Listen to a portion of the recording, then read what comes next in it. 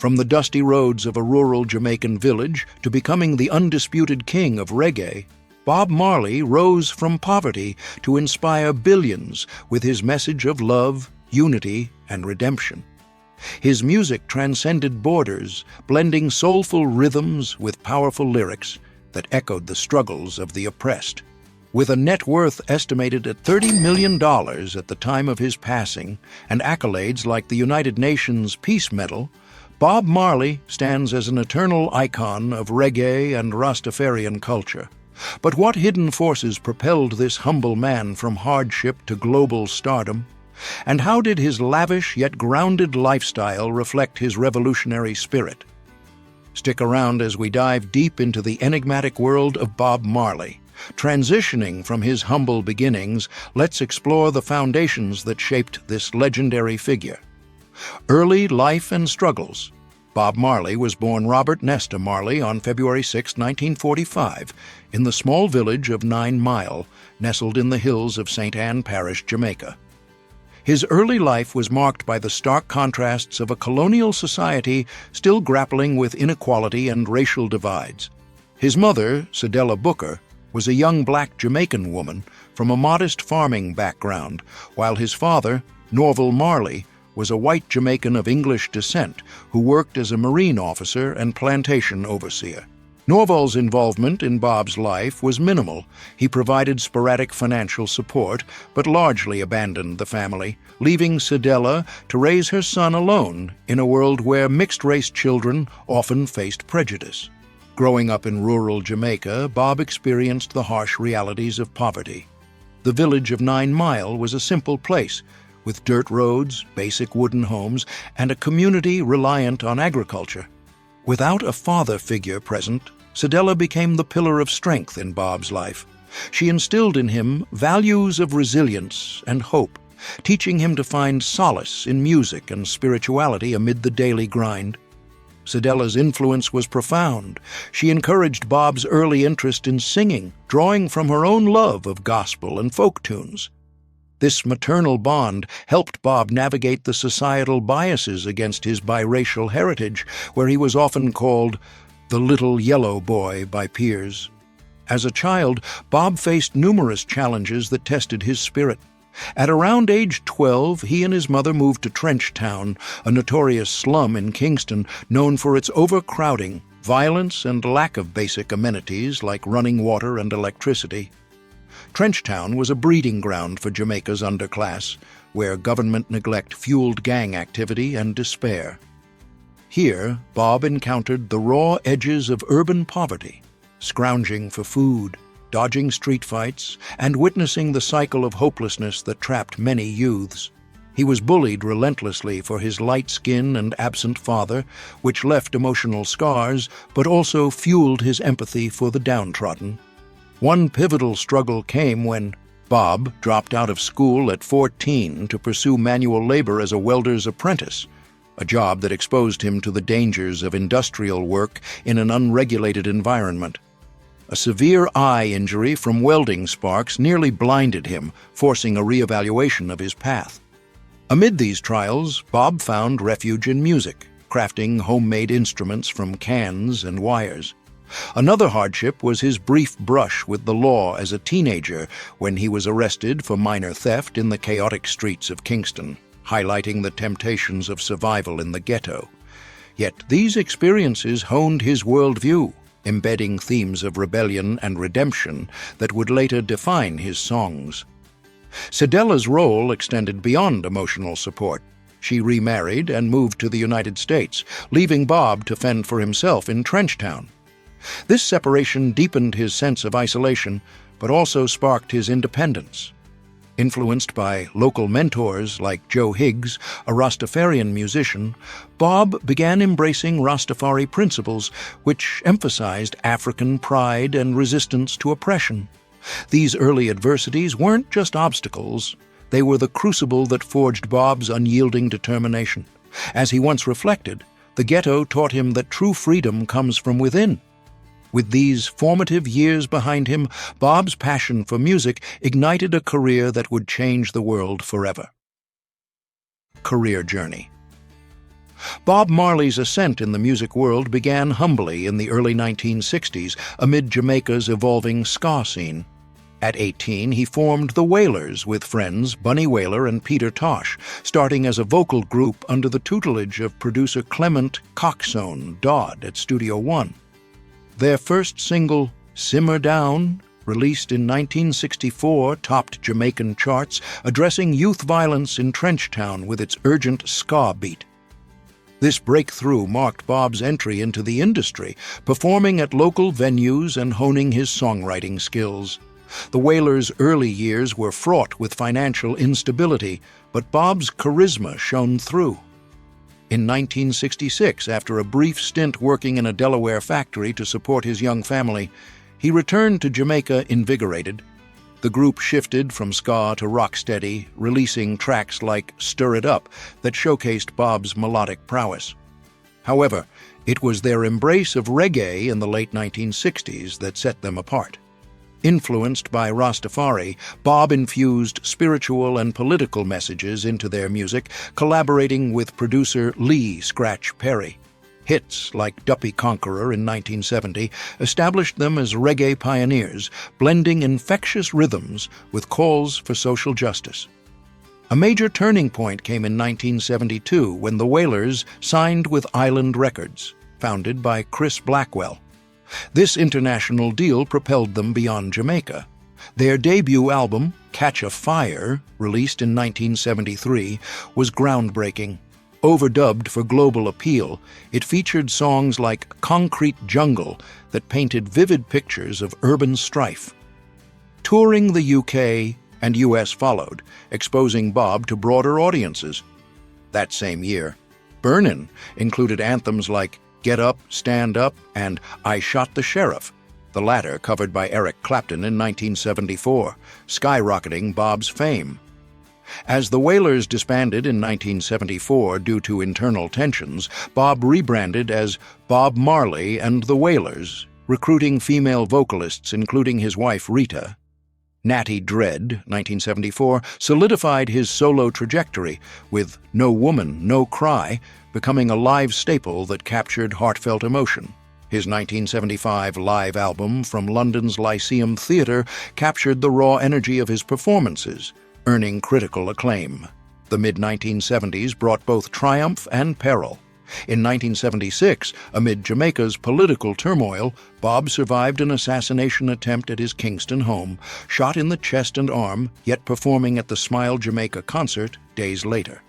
This resilience amplified his legend.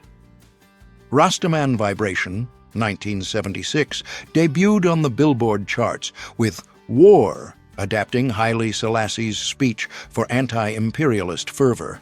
Exile in London followed the attack, birthing Exodus, 1977, often hailed as his masterpiece.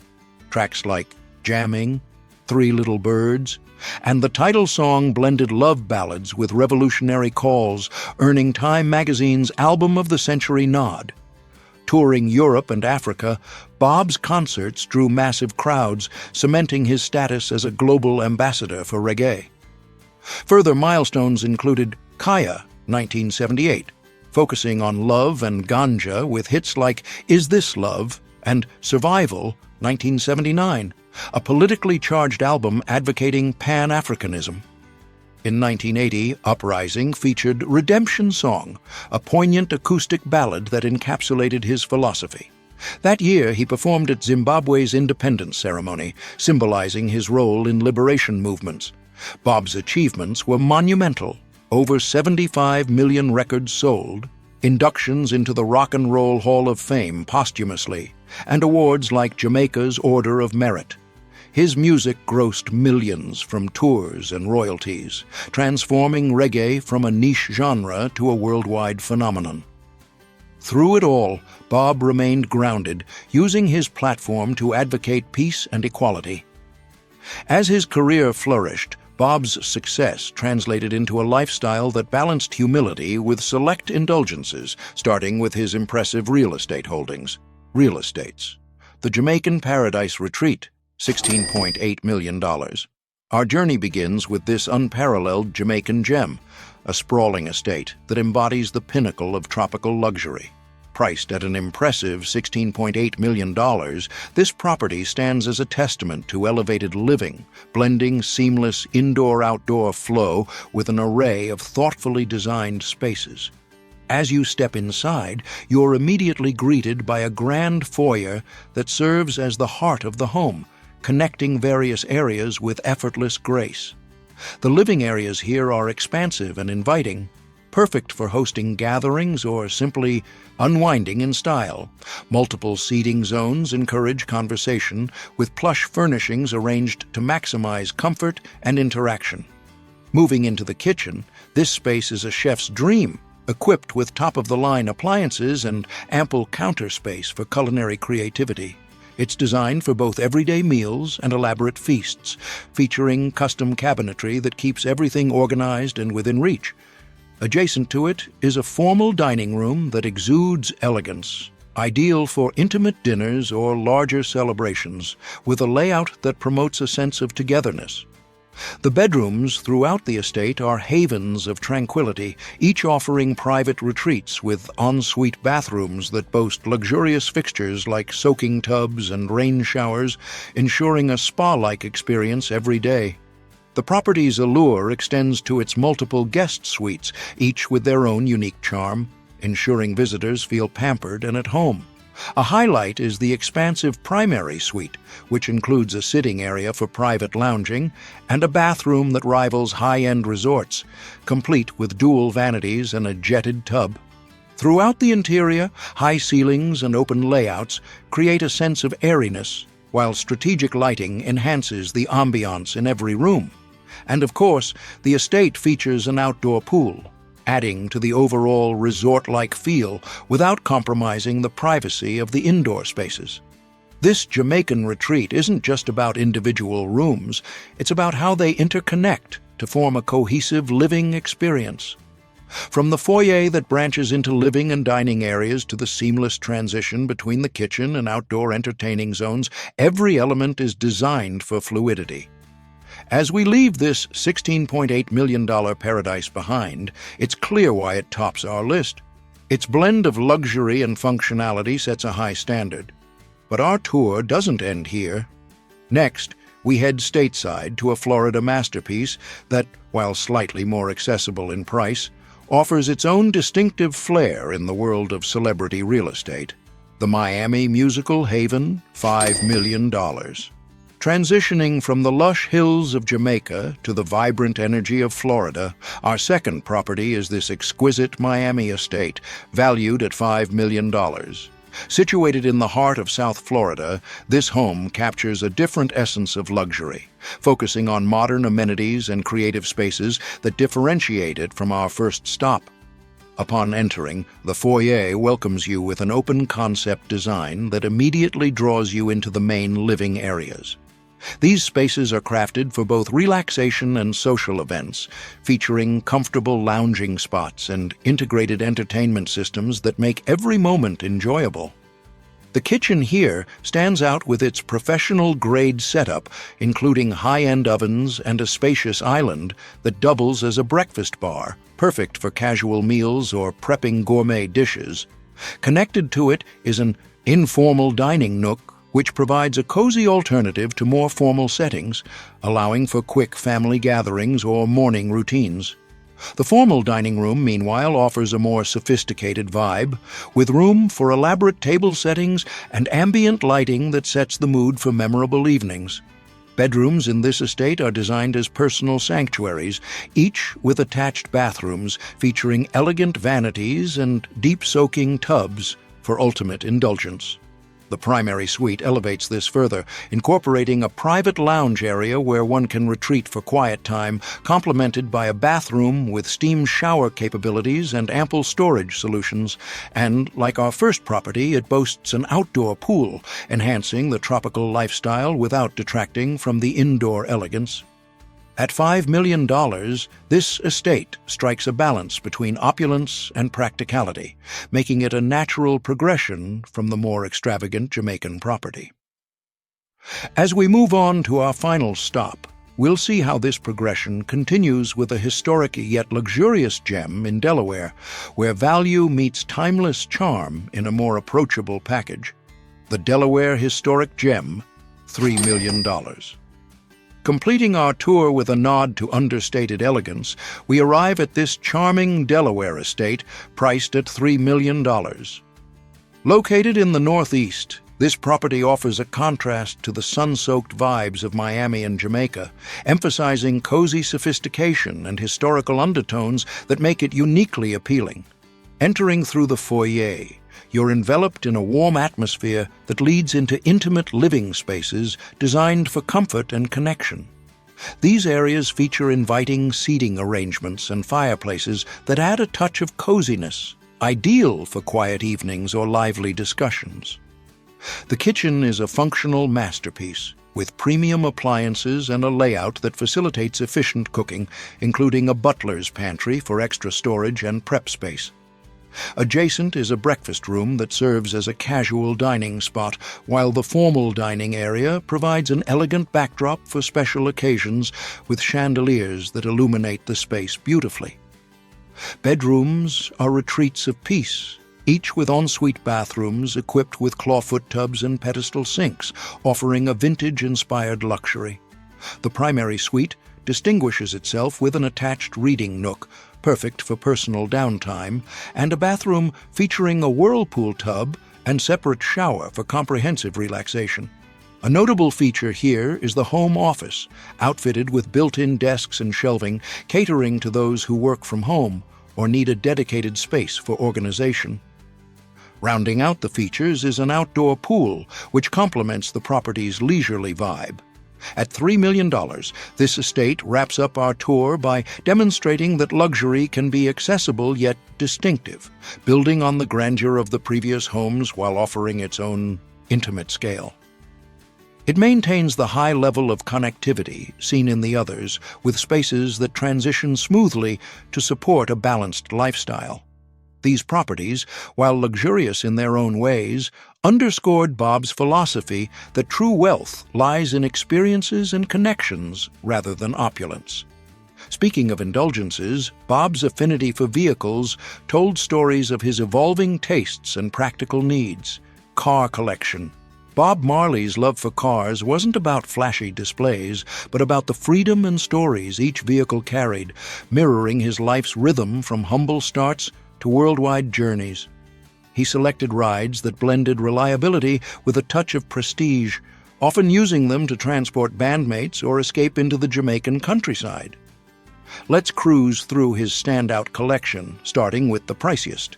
His Mercedes-Benz 500 SL, valued at $100,000, was more than a car. It was a symbol of his hard-earned success during the height of his fame. Acquired in the late 1970s, this convertible became his go-to for winding drives along coastal roads, where the open top let the island breeze mingle with his thoughts. It ferried him to recording sessions in Kingston, its smooth handling navigating potholed streets with ease. One memorable tale involves a late-night ride after a concert where Bob blasted early demos through the speakers, refining lyrics under the stars. This car embodied his blend of luxury and liberation, a reward for years of touring that allowed moments of solitude amid chaos. Next in line, the Range Rover Classic from 1970, costing $50,000, served as Bob's rugged companion for off-road adventures. Purchased during a period of political unrest in Jamaica, it doubled as a mobile sanctuary, its sturdy build protecting him on trips to rural retreats. Stories abound of Bob piling in with family for excursions to 9 Mile, the vehicle's spacious interior echoing with laughter and impromptu sing-alongs. It handled muddy trails like a champ, symbolizing his roots in the earth while providing the elevation to survey his homeland. This beast wasn't just transport, it was a storyteller, bearing scratches from spontaneous detours that inspired songs about unity and nature. Rounding out the trio, his BMW 1602, acquired for $30,000 early in his career, held sentimental value as one of his first major purchases. This compact sedan zipped through Kingston's traffic, carrying the Wailers to gigs in their formative days.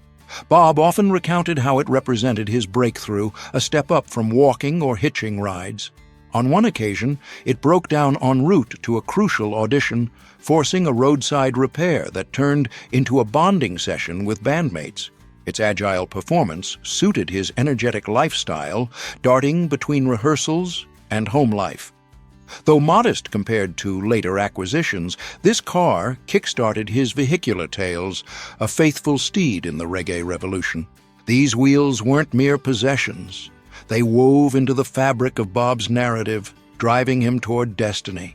From his assets on the road, let's examine how Bob built and sustained his financial empire.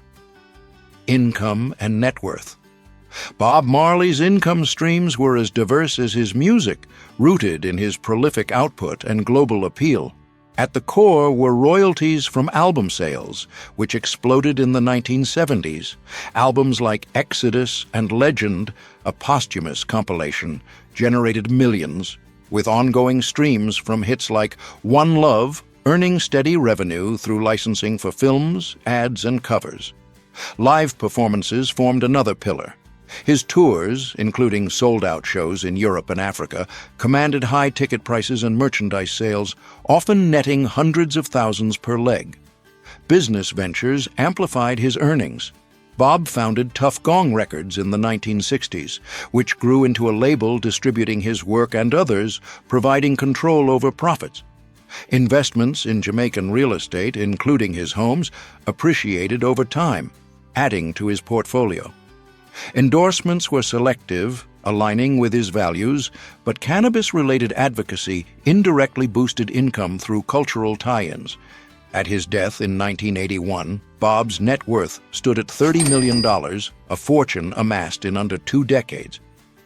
Adjusted for inflation, that's over $100 million today, but his estate has ballooned to $500 million through savvy management by family. Annual income from the Marley brand hovers around $20 million, fueled by merchandise like apparel, headphones, and beverages under House of Marley. Royalties alone bring in millions yearly, with Legend selling over 25 million copies. Philanthropy tempered his wealth. Bob donated generously to Jamaican charities, funding schools and clinics. Legal battles over his estate, due to no will, delayed distributions, but resolutions ensured legacies for his children. Today, income diversifies into tourism, with museums at his properties drawing visitors. His financial acumen, though understated, secured a lasting empire that continues inspiring economic empowerment. Beyond the finances, Bob's personal relationships painted a complex portrait of love and loyalty. Personal life. Bob Marley's personal life was a tapestry of deep connections, marked by passion, family devotion, and occasional controversies that humanized the icon. At its center was his marriage to Rita Marley, whom he wed in 1966 in a simple ceremony in Kingston. Rita, a singer in his backing group, the I-Threes, shared his Rastafarian faith and supported his career through thick and thin. Together, they navigated the demands of fame, with Rita often managing home life while Bob toured. Their union produced 4 children, Cedella, Ziggy, Stephen, and Stephanie, each carrying forward the Marley musical legacy. Bob's family extended far beyond, as he fathered 11 acknowledged children in total, reflecting his belief in large, interconnected clans. With Rita's blessing in line with Rastafarian views on relationships, he had partnerships with several women.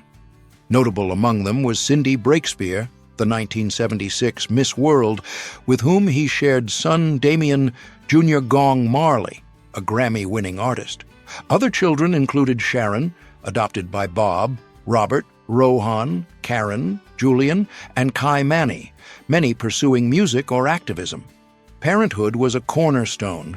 Bob instilled values of humility and creativity, often bringing kids on tour to expose them to the world. Controversies arose from his extramarital affairs, which drew public scrutiny and strained relationships. Rita later spoke of the emotional toll, including instances of conflict, but emphasized forgiveness and growth. Bob faced criticism for his lifestyle, with some accusing him of hypocrisy given his songs about fidelity.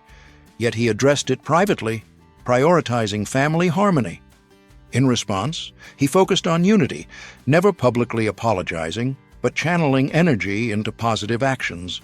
Community ties defined him. As a Rastafarian elder, Bob supported Jamaican organizations like the Ethiopian Orthodox Church and anti-poverty initiatives. He received honors for promoting peace, such as the UN Medal. His involvement in politics, like the One Love Peace concert in 1978, where he united rival leaders, mirrored his personal ethos of reconciliation. Bob's life echoed the resilience in his music, flawed yet authentic, blending love's complexities with a commitment to upliftment. Sadly, this vibrant chapter closed too soon with a heartbreaking turn: tragic death. Bob Marley's tragic death at age 36 shocked the world, cutting short a life brimming with potential. In 1977, he injured his toe during a soccer game in Paris, dismissing it as minor. The wound didn't heal, leading to a 1980 diagnosis of acral lentiginous melanoma, a rare skin cancer. Doctors advised amputation, but Bob refused, citing Rastafarian beliefs against altering the body and his need to perform. The cancer spread aggressively to his lungs, liver, and brain. He sought alternative treatments, including a controversial regimen in Bavaria, Germany, under Dr. Joseph Issels, involving diet and injections. Despite efforts, his health deteriorated rapidly. In May 1981, en route home to Jamaica, Bob collapsed in Miami and was hospitalized. Surrounded by family, he passed on May 11th, uttering final words to Ziggy: "On my way up, take me up. On my way down, don't let me down." His state funeral in Jamaica drew thousands, blending Rastafarian rites with national honors. Buried in 9 Mile with his guitar, Bible, and cannabis, Bob's legacy endures undimmed. In wrapping up this exploration of Bob Marley's extraordinary life, we hope you've gained fresh insights into the man behind the music.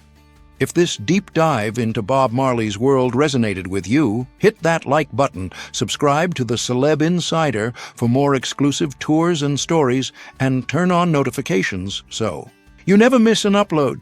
Share your favorite Marley memory in the comments below. What song inspires you most? Thanks for watching, and until next time, one love.